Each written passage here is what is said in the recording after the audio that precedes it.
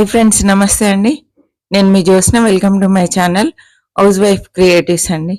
Gardening channel, terrace gardening అండి. ఈరోజు అయితే తోటలో చాలా పనులు జరుగుతున్నాయి, అవి మీతో షేర్ చేయబోతున్నా. అందరు ఎలా ఉన్నారు? సంతోషంగా హ్యాపీగా ఉండాలని కోరుకుంటూ వీడియో స్టార్ట్ చేసుకుందామండి. నేనైతే ఈరోజు మట్టి కలుపుతున్నాను. మట్టి తర్వాత కోకోపీట్, వర్మి కంపోస్ట్ అన్ని కలిపి వేసుకున్నానండి. కిచెన్ కంపోస్ట్ కూడా కొంచెం వేసాను, కొంచెం వర్మి కంపోస్ట్ ఉంటే అది కూడా కలిపానండి. వేపపిండి వేసి చక్కగా మట్టిలో అంత ఈక్వల్గా పరిచి పెట్టాను.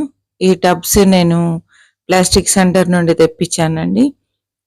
వీటిపైన హోల్స్ అన్ని క్లోజ్ చేస్తున్నాను.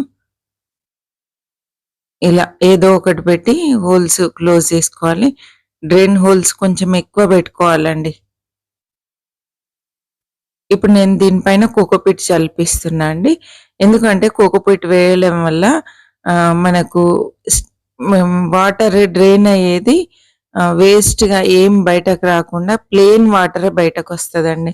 ఇప్పుడు మనం స్లాబ్ పైన కుండీలు పెట్టినప్పుడు మట్టి అంత కారిపోకుండా, అంత మట్టి నీళ్ళు రాకుండా ప్లెయిన్ వాటర్ బయటకు వస్తుంది.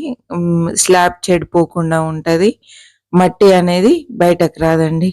అందుకని ఇలా మట్టి బయటకు రాకుండా ఉండడం కోసం కోకోపీట్ వేసి దానిపైన గార్డెన్ లో వచ్చిన ప్రూన్ చేసినటువంటి ఆకులన్నీ వేశాను. మట్టి అయితే ఇట్లా మనం అడుగున ఈక్వల్ గా మట్టి పరుచుకున్న తర్వాత ఒక్కొక్కటి మట్టి పైన చల్లుకుంటే అంత కలపాల్సిన పని లేదండి. ఇలా ఈక్వల్ గా మనం తీసుకుంటే సరిపోతుంది.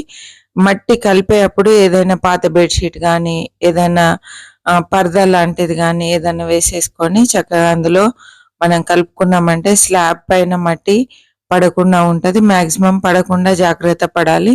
నేనైతే ఇలా ఎప్పుడే మట్టి కలిపినా కూడా ఒక కవర్ కానీ ఏదైనా వేసి దాంట్లో కలుపుతాను. అంకుల్ హాయ్ చెప్తున్నారు మీ అందరికీ.